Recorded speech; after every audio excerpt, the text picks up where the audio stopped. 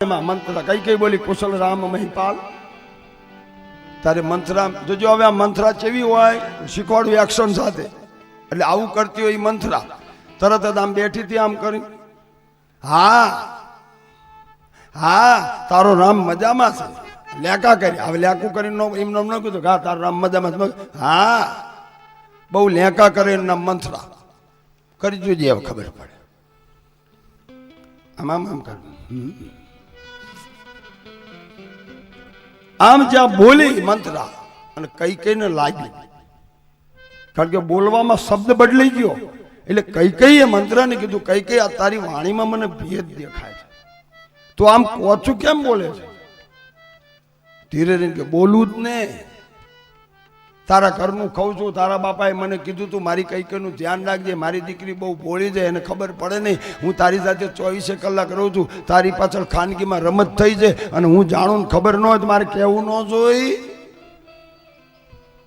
આવલી વાત કરવા વાળી ઊંદેડી ફોલીને ખાવા વાળી ભોળી બિચારી કઈ કઈ ન સમજી કઈ કઈ સાફ સાફ વાત કર શું છે ત્યારે મંત્રાએ કીધું કે અયોધ્યામાં આનંદ થઈ રહ્યો છે ઢોલ ને શરણાયું વાગે છે ને આમ ગુલાલ ઉડે ને અજવાળું જો નામ કઈ કઈ જોયું તો આખી અયોધ્યા અજવાળામાં છે એટલે કઈ કઈ રાજી થઈ કે અયોધ્યામાં આટલો બધો આનંદ શેનો છે મંત્રા તું ગામમાં જઈ હતી કે હા તો આનંદ ને અજવાળું શેનું છે એટલે મંત્રા કે તને ખબર નથી કે ના તને ખબર નથી કે ના શું ના તારો પતિ રોજ તારા મેલે આવે છે તું એની સેવા કર તો તારો પતિ તને કહેતો નથી કે અયોધ્યામાં આવું છે જો હવે પતિની વાહે ચાવી ચડાવી આ પારીક્યું તો ઘરવાળાને જુદા પડાવડાવશે પોતાને તો ઠેકાણા નથી પણ બીજાને ભંગાવા નીકળ્યું છે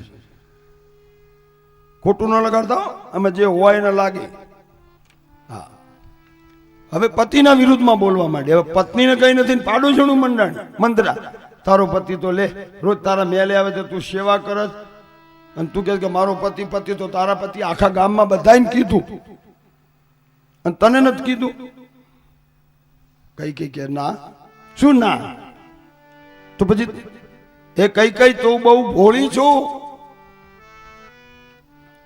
તારો પતિ કેમ નો કે આખા ગામમાં બધાને કઈ દશરથજી આખા ગામમાં કીધું ને કે રામને હું ગાદી આપું છું કઈ કઈ કે તને કીધું હવે દશરથજી હાજે ઘરે આવે તાર બચ્ચા રોકે અને આને તો હાજે 6 વાગે ઉપાડો લીધો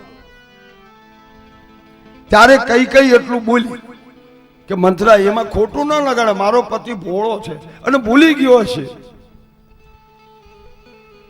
ત્યારે મંત્રાએ ચાવી દબે ભોળો નહીં મનનો મેલો છે 15 દિવસથી અયોધ્યામાં તડામાર તૈયારીઓ થાય છે અને રોજ તારા મેલે તારો પતિ આવે તું સેવા કરીને 15 દાડામાં એકે દાડો ન કીધું કેટલું ખોટું બોલી 15 દિવસથી થાય છે ખાલી બપોરે સફેદ વાળ જોયો અને સાંજે જાહેર કર્યું અને આને ખોટું આ મંત્રા ખોટું બહુ બોલે પણ કઈ કઈ હજુ પતિ પ્રત્યે રાજી છે અરે મંત્રા ભલે 15 દાડા હોય કે મહિનો હોય પણ મૂળ તો મારો રામ રાજા થાય છે ને પણ તું આમ કેમ દાજે બળું જ ને રામ રાજા થશે એટલે તારી શું દશા થશે ખબર પડે છે શું દશા થશે રામ રાજા થશે તો તારે જેલમાં જવું પડશે અને કાં તો દાસી બનવું પડશે કોને કીધું હવે મંત્રાએ ખોટું કીધું કે કૌશલ્યા અને સુમિત્રા બે ખાનગી વાત કરતા અને હું બરાબર રાજમહેલમાં નીકળી કૌશલ્યાએ મને જોઈ એટલે વાત બંધ કરી દીધી એટલે મને પડ્યો વેમ કે હું અહીંથી નીકળીને આ બે વાતો કરતી હતી છાના માના બંધ થઈ ગયા કંઈક હોવું જોઈએ એટલે હું ઘરની વાહે જઈ અને બારીએ મેં આમ રાખીને જોયું તો કૌશલ્યા કહેતા હતા સુમિત્રાને કે રામ રાજા થાય પછી કઈ કઈને ભરતને નોકર તરીકે રાખવાના અને ન રહેતો જેલમાં પૂરી દેવાના કેટલું ખોટું બોલ્યા કહો એટલે તમને કહું છું બે માં દેરાણી જેઠાણી વાતો કરતા હોય ને અને કોઈ બીજી વ્યક્તિ નીકળે ને તો બંધ નહીં થઈ જવાનું દાંત કાઢતા કાઢતા વાતને ફેરવી નાખો જો તમે બંધ થઈ ગયા તો એ ભડકો થવાનો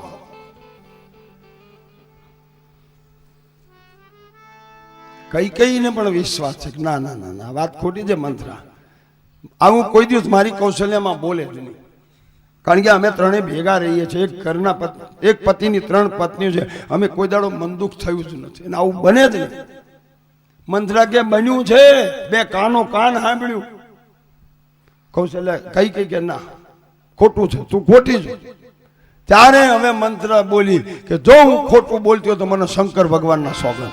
લે કોઈ ન મળ્યું, મળ્યા શંકર. અને જ્યાં મંત્રાએ સોગંદ ખાધા અને કઈ નું કર્મ થયું.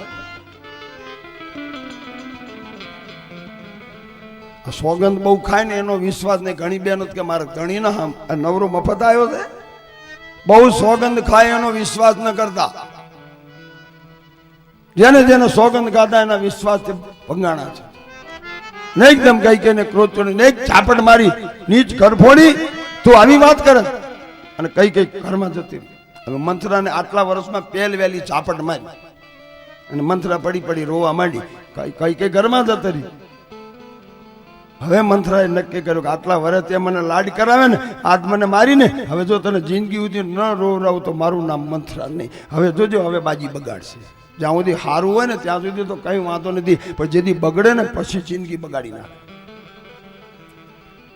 હવે કઈ ઘરમાં ધુઆ ફુઆ થાય છે. અને કોઈ પણ સ્ત્રી બેનો તમારા પતિનું બુરું બોલે તો સહન થાય હે બેનો? એ કંચન જંતીની ત્યાં થઈ હે કંચન બેન, જંતીનું વિશે કોઈ બુરું બોલે તો તમારાથી સહન થાય ન થાય? એને કોઈ દાડો નહીં, કોઈ ગમે કેમ કે તારો ઘરવાળો આવો ફડાકો મારી દેજે ભલે દાંત પડી જાય એનો.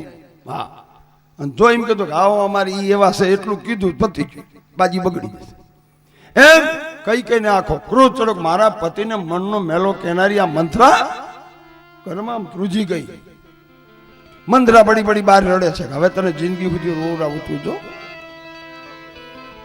અડધો કલાક થયો ને કઈ ને દયા આવી. ગમે એમ તો દયાળુ જીવ છે ને, દયા આવી. કઈ બહાર આવી વળી. મંથરાને કે ઉભી થા, છાની લે જા, મોઢું ધોઈ લે ને ખાઈ લે, હાલ ઉભી થા. દયા બતાવી. આવાને તો દયા ન બતાવાય, ધોકા જ રખાય. હાલ ઉભી થા, ખાઈ લે. છતાં એને આંખોના આંસુ પડવા માંડ્યા. ઉભી થા હાલ. અને જ્યાં કઈ આમ હાથ અડાડ્યો અને કરંટ લાગ્યો. આવાને તો અડાય નહીં, આમ અડો ને તોય તમારા તમે આગા પાછો તમે તમને અડીને બેહો. પેલી બેને આમ તરત આમ પગ કરી નાખ્યો. અડાય નહીં, અડવામાંથી પણ સંસ્કાર બદલી જાય. જ્યાં મંત્રાને કઈ અડી અને કઈ ના વિચારો ફરી ગયા. મંત્રા ઉભી થા, ઉભી થા, ખાઈ લે, હાલ નથી ગાવું. એક બાજુ પ્રેમ કરું, એક બાજુ મને મારવો ને. આટલા વર્ષથી મેં તારું મન મૂકીને બધું રાખ્યું. તારા બાપાએ કીધું એટલે અરે તારા બાપાએ મને ન મોકલ્યો તો હારું હતું એમ કે રોવા માંડ્યા હતા. હારું બોલવા. મંત્રા તું છાની લીધા, રડીશ નહીં. પણ તું આવું બોલું જ ને. તમારું વિરુદ્ધમાં કોઈ હોય, મારાથી સહન ન થયું એટલે મારે કેવું પડે. મારે તો રામ રાજા થાય તો ભલે ભરત થાય તો હું થોડી કે દાસીમાંથી રાણી બનવાની. એવી વાતને ફેરવી નાખી કઈ. અને હવે કઈ ને વિશ્વાસ આવ્યો કે ના તું સાચી છું, જરૂર મારી પાછળ કાવતરું થયું છે. અને હવે કઈ મંથરાની થઈ ગઈ. હવે તો મંથરાની આંખે હવે આને જાદુ કર્યું, હિપ્નોટિઝમ. હવે મંથરા જેમ બોલે એમ કઈ ને સારું લાગવા માંડ્યું. હવે તો બસ મદારી માકડાને નચવે એમ મંથરા હવે કઈ ને રમડવા માંડ્યું. એ કઈ તું ઢીલી ન પડીશ. હું જીવું છું ત્યાં સુધી તારો વાંકો વાળ નહીં થાય, પણ હું કહું એમ તું કર તો તારું બધું હરખું કરી નાખ. શું કરું? તો કઈક કામ કર. તારો પતિ હવે મેલે આવવાની તૈયારી છે. દશરથજી રોજ સાંજે 7 વાગે ઘરે આવતા અને મંથરાને ખબર હતી. અને કાયમ એવો નિયમ હતો કે જ્યારે દશરથ રાજા આ રાજકોટની બહેનોને અનુકૂળતા હોય, શહેરવાળી બહેનો તો આ શીખવાનું આ થાય તો કરજો. તમારો પતિ સવારમાં નહીં ધોઈને કારખાને કે ફેક્ટરી કે નોકરીએ જાય તો તમારે સવારમાં એની સાથે તૈયાર થઈને બાયણા સુધી ઊભું રહેવું. બાયણા સુધી એને મૂકવા જવાનું. અને બાયણામાંથી બહાર નીકળે અને સ્કૂટરને કિક મારે એટલે તમારે કહેવાનું બાય. તમને નથી કહેતો, શહેરવાળીઓને કહું છું. આવો રામાયણમાં છે દશરથજી કાયમ જતા અને કઈ દરવાજા સુધી મૂકવા જતા. અને દરવાજે જાય એટલે આમ કરતી. બાઈ નહોતી કહેતી, આમ કરતી, આવજો. આ તો બાઈ તો અત્યારે હું કહું છું, કારણ કે હાય ને હેલો એ તો ઉપાડો લીધો છે. દશરથજી જાય. સાંજે જયારે 7 વાગે આવે ત્યારે કઈ તૈયાર થઈ, સોળે શણગાર સજી અને દરવાજામાં ઊભી રહેતી. અને દશરથજી દૂરથી કઈને જોવે એટલે દશરથજી રાજી થતા કે મારી પત્ની ઊભી છે રાજી. એટલે દશરથજી અને કઈ બે સાથે ઘરમાં આવતા.